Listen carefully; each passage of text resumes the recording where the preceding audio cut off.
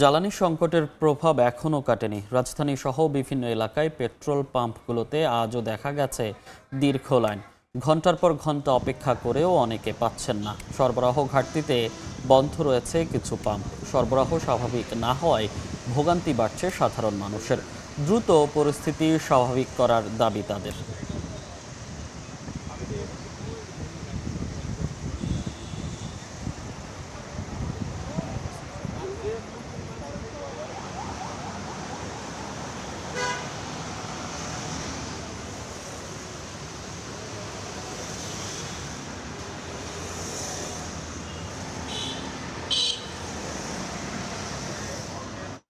এই মুহূর্তে রাজধানীর বিজয় সরণিতে আছেন সহকর্মী সাইফুল ইসলাম এবং নওগাঁর বাইপাস ফিল্ম স্টেশনে আছেন রিপোর্টার এম আর রকি। সরাসরি শুরুতেই যাচ্ছি সাইফুলের কাছে।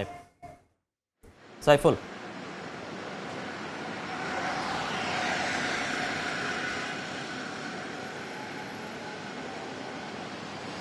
একদিকে মাস শেষ হচ্ছে, অন্যদিকে সময় যত গড়াচ্ছে জ্বালানি তেলের সংকট তত তীব্র হচ্ছে।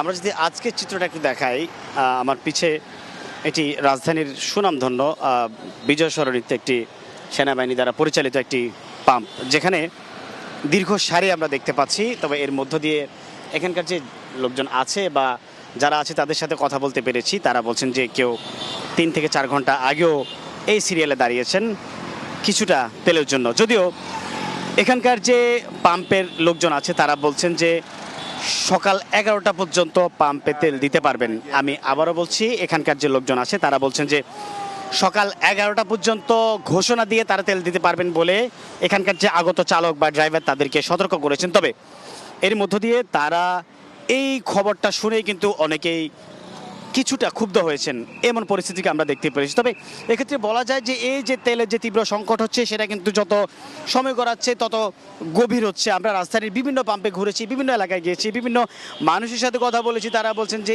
এই যে পাম্প বন্ধ কেন, সেই প্রশ্নের উত্তর কিন্তু খুঁজে বেড়াচ্ছেন। কিন্তু পাম্প মালিকদের বরাবরের মতোই একই রকম কথা, ডিপো থেকে তেলের সরবরাহ কম থাকার কারণেই আজকে এই পরিস্থিতি তৈরি হয়েছে। তবে এর মধ্য দিয়ে বলা যায় যে এই যে তীব্র সংকট যত সময় গড়াচ্ছে বাড়ছে, এখানকার যে আগত চালকরা আছেন তাদের একটাই দাবি, এই সংকট সমাধানে সরকারে বড় ধরনের ভূমিকা পালন করবেন। কেননা হচ্ছে যে অনেকেই হচ্ছে সকালের নাস্তাই করেছেন এখানে, আবার অনেকেই কথা বলছেন যে তারা সকালের ওষুধ পর্যন্ত খেতে পারেনি। কেননা হচ্ছে যে এই দীর্ঘ তেল নিয়ে যদি না যায় তাহলে হচ্ছে তাদের গাড়ি রাস্তায় বন্ধ হয়ে পড়ে থাকবে। কেননা অনেকেই আবার এমনটাই বলছেন যে সকাল 8টার অফিস যারা, তারা অফিসকে বারবার বোঝানোর চেষ্টা করছে যে এখনও পর্যন্ত তেলের তীব্র সংকট হওয়ার কারণেই কিন্তু তারা দীর্ঘ সময় ধরে লাইনে আছেন, যার কারণেই কিন্তু এখনও পর্যন্ত তেল না পেয়ে তারা এই জায়গাটাতে অবস্থান করছেন। তবে সর্বোপরি বলা যায় যে এমন পরিস্থিতি যে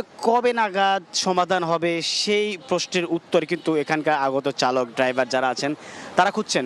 যদিও বরাবরের মতোই হচ্ছে পাম্প মালিকদের অবস্থান অটুট। কেননা হচ্ছে যে সকাল যখন ডিপোতে তেল যায়, সকালে যখন ডিপোতে গাড়ি যায়, সেই ডিপো থেকে তেল আনতে কিছুটা হলেও সময় লাগে। আর সেখানে ডিপোতে যে পরিমাণ চাহিদা আছে একটি পাম্পের, সে পরিমাণ তেল পায় না বলে অভিযোগ রয়েছে রাজধানী কেন্দ্রিক পাম্পগুলোর।